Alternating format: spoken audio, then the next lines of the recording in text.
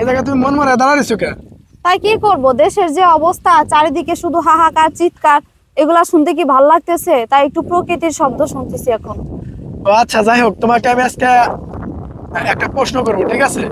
তার 6টা হলো ভুল উত্তর দিতে হবে, আর লাস্টে যে উত্তরটা দেবো ওটা হলো সঠিক উত্তর দিতে হবে। যদি দিতে পারো, ঠিক আছে, তাহলে তোমাকে আমি 500 টাকা দেবো।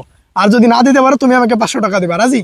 আর বলতে হবে না 500 টাকা আমার, তাড়াতাড়ি বলো, উত্তর দাও, প্রশ্ন করো তাড়াতাড়ি। আচ্ছা, প্রশ্নটা হচ্ছে, প্রবাসীরা যদি বাংলাদেশে রেমিটেন্সের টাকা যদি না পাঠায়, তাহলে বাংলাদেশে কি হবে? তার বউ সব ভাগ্যে যাইবো।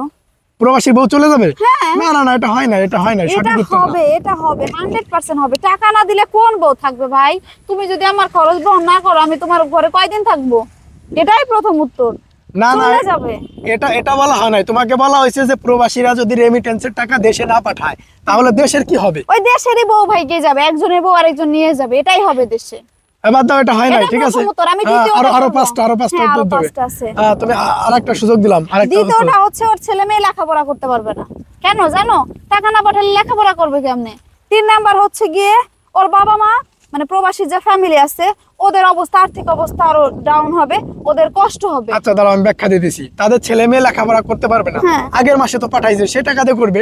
এতদিন পাঠাইছে না, ওই শুধু যে টাকা 1 মাস না পাঠাইলে এমনটা হবে, এমন তো 1 না। মাস পাঠাবে না, কে বলছে? 1 মাসে টাকা দিয়ে অনেক কিছু হয়, লেখাপড়ার ক্ষতি হবে। আমি 3টা বলছি না, লেখাপড়ার ক্ষতি হবে, ওর বাবা মার কষ্ট হবে। 4 নাম্বারে হচ্ছে, দেখবা যে প্রবাসীদের টাকায় কিন্তু প্রবাসীদের আত্মীয় স্বজন অনেকে ওদের টাকার উপর ডিপেন্ডেন্ট থাকে, তো তারা অনেক ক্ষেত্রে ক্ষতিগ্রস্ত হবে। এই হলো 4টা।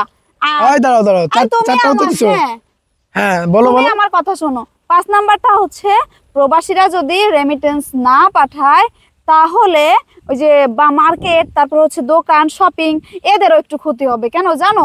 প্রবাসীরা টাকা না পাঠালে বউ ছেলে মেয়ে তো শপিং করতে পারবে না, ভালো মন্দ খাইতে পারবে না, তাহলে এদের বেচা কিনাও কম হবে, এরাও একটু ডাউনে থাকবে। এই হচ্ছে তোমার 5টা উত্তর, পাইছো?